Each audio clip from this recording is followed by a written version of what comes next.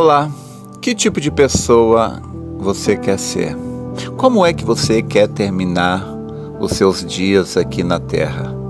É bom você pensar nestas coisas, é bom você tomar as suas decisões, porque você não vai além daquilo que você define. Você não se torna uma pessoa diferente daquilo que você decide. Então, ao terminar a vida, você pode estar de duas maneiras. Ou você pode terminar a vida gasto pelas lutas, ou você pode terminar a vida enferrujado. Aquela pessoa que terminar a sua vida gasto pelas lutas, pelo tanto se esforçar, por tanto buscar a Deus, por tanto lutar para honrar o Evangelho, elas estarão gastas de tantas lutas. Mas haverá aqueles também que não lutarão. Eles são aquelas pessoas que deitam no barco e deixam o barco descer, rio abaixo. Eles não remam rio acima, eles não sofrem remando contra a correnteza e eles se enferrujam. Mas o seu fim é cair na grande catarata. O apóstolo São Paulo, na sua segunda carta a Timóteo, capítulo 3, ele disse assim, capítulo 2, verso 3, Paulo disse assim: sofre, pois, comigo as aflições como bom soldado de Jesus Cristo. Ninguém que milita se embaraça com o negócio desta vida, a fim de agradar aquele que o alistou para a guerra. Olha, todos nós somos tentados a nos envolver com coisas desta vida. Somos tentados a nos envolver em negócios questionáveis. Somos tentados a nos envolver em relacionamentos questionáveis. Em muitas coisas nós somos tentados. Mas a tentação não existe para nos derrubar. A tentação existe para que a gente possa vencê-la e mostrar o nosso valor. No verso 5, Paulo continua dizendo: ninguém que milita se embaraça com negócios. Verso 5, e se alguém também milita, não é coroado se não militar legitimamente. Então, nós precisamos militar legitimamente, corretamente, de acordo com as regras. O que é militar legitimamente? É militar de acordo com as regras, E as regras de Deus, obviamente. No verso 15, Paulo diz assim: procura apresentar-te a Deus aprovado, como obreiro que não tem de que se envergonhar, que maneja bem a palavra da verdade. Então, este é o meu anseio, este é o meu anelo, este é o meu objetivo, meu desejo, minha paixão é ser esta pessoa que vai se apresentar a Deus aprovado. Esse é o meu desejo, que aconteça o mesmo com você. Agora, é óbvio que existe uma diferença entre as pessoas que vão se apresentar a Deus aprovado e aquelas pessoas que vão se apresentar a Deus desaprovados. Existe uma diferença entre aquela pessoa que vai ter do que se envergonhar e aquela pessoa que não vai ter do que se envergonhar. O que maneja bem e o que maneja mal a palavra da verdade. E esta diferença, gente, não é genética, é decisão. É uma questão de você ter um nível de consciência elevada do certo e o errado, o que você deve fazer e o que você não deve. Eu sempre digo, há 3 tipos de pessoas nesta vida. 3 tipos. Um que não sabe o que fazer, ele é o ignorante, ele não sabe e nem está preocupado em saber. Então são esses 3 tipos de pessoas: aquele que não sabe o que fazer, aquele que sabe o que fazer, mas não faz, e aquele que sabe o que fazer e entra em ação. Não basta saber, é necessário fazer.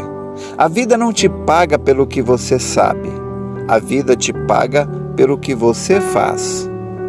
A Bíblia diz que no juízo, lá no juízo final, no dia do julgamento, se abrirão os livros e as pessoas serão julgadas pelo que elas fizeram, né? Pelo que elas fizeram neste corpo. Então, nós devemos ser as pessoas que sabem o que faz. Então, devemos procurar o conhecimento, a verdade, né? Eu gosto muito do livro de Provérbios, né? É uma fonte de sabedoria, que eu oro a Deus, eu peço sabedoria, como cada um de nós deve fazer, porém, eu não fico esperando a sabedoria cair no meu colo, né? Eu vou atrás dela, e eu vou buscar a sabedoria e o conhecimento no livro, conhecimento, porque Oséias capítulo 4, verso 6, Deus diz que o povo dele é destruído por falta de conhecimento. Se você não tem conhecimento, você é uma presa fácil para o diabo. Há um provérbio, né, de Salomão que diz que a pessoa avisada, ela se desvia do mal, mas aquele que não é avisado, ele passa e sofre a pena. E por que ele não foi avisado? Porque ele não quis adquirir o conhecimento, não se preocupou em adquirir o conhecimento. Então, o livro de Provérbios, capítulo 2, verso 7, chega a dizer assim que Deus reserva a verdadeira sabedoria para os retos. E isso é escudo para os que caminham na sinceridade. Se você é sincero, Deus vai te mostrar a verdade, como já mostrou, né? E depois que Deus te mostra a verdade, você deve tomar o conselho de Paulo em 2 Timóteo, capítulo 3, verso 14. Paulo diz assim: Tu, porém, permanece naquilo que aprendeste e de que foste inteirado, sabendo de quem o tens aprendido. Então, porque não adianta nada também a pessoa conhecer a verdade e não permanecer. Quantas pessoas são tolas? Elas conhecem a verdade, mas depois elas não permanecem. Elas se afastam da verdade. E aí, meu irmão, se confirma na vida dessa pessoa que conhece a verdade e se afasta, aquela maldição que o livro de Hebreus fala, né? Aquelas pessoas que conheceram a verdade, mas se afastaram dela. Para estas pessoas não há retorno, não há mais sacrifício para elas. Então, este é o conselho de Paulo que eu daria para você também, né? Permanece naquilo que você aprendeu, de que você foi inteirado, que você sabe que é a verdade. Pedro nos dá um conselho também. Pedro disse, como é que Pedro? Fala aí, Pedro, como é que você falou mesmo? Pedro disse assim, para a gente procurar fazer cada vez mais firme a nossa vocação e eleição, porque fazendo isto, nunca, jamais tropeçareis. Então é isso daí, você conhece a verdade, você é uma pessoa iluminada. Gente, iluminado não é o budista, iluminado é você que recebeu a luz, porque a profecia diz que haveria luz no entardecer, e esta luz iluminou o seu caminho, é lâmpada para os nossos pés, luz para o nosso caminho. Então, vamos nos exercitar na verdade. Isso nos gasta, sim, lutar contra o pecado nos gasta, mas a gente escolheu isto, né? Chegar na presença de Deus gasto, não enferrujado. Tá certo? Então procura fazer cada vez mais firme, né, esta vocação e eleição, para que a gente no final possa dizer como Paulo: porque já estou sendo oferecido por aspersão de sacrifício, e o tempo da minha partida está próximo. Combati o bom combate, acabei a carreira e guardei a fé. Desde já uma coroa da justiça me está guardada, a qual o Senhor, justo juiz, me dará naquele dia, não somente a mim, mas a todos aqueles que amarem a sua vinda. A vida é feita de escolhas. Se você está ouvindo esta programação, é porque você fez a sua escolha lá atrás. Qual foi a escolha que você fez?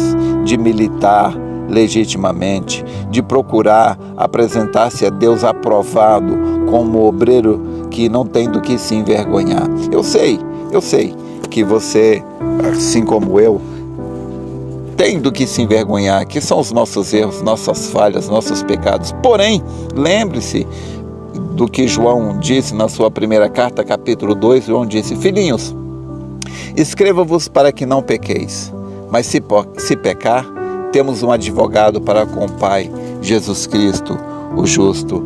Também está escrito que se andarmos na luz, como Ele na luz está, temos comunhão uns com os outros, e o sangue de Jesus Cristo nos limpa e purifica de todo pecado. Então, se nós andamos na luz, então o sangue de Jesus Cristo nos limpa e purifica de todo pecado.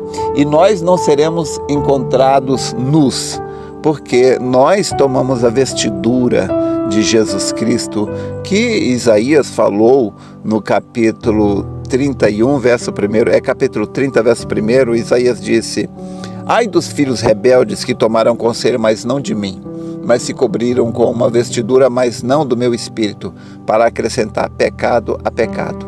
Isto não é o nosso caso, porque nós se cobrimos com a vestidura de Cristo, que é o Espírito Santo, né? E nós não estamos acrescentando pecado a pecado. O que nós estamos acrescentando é conhecimento a conhecimento, procurando fazer cada vez mais firme a nossa vocação e eleição. Que Deus continue te abençoando, meu irmão, minha irmã. E tenha fé. Você foi amado por Deus, amada por Deus. Como é que eu sei disso? Porque você é uma pessoa separada do mundo. E o salmista, no capítulo 4, verso 3, diz que Deus separou para si aquele que lhe é querido. Você é querido, querida por Deus. Deus te abençoe e até a próxima, se Deus permitir.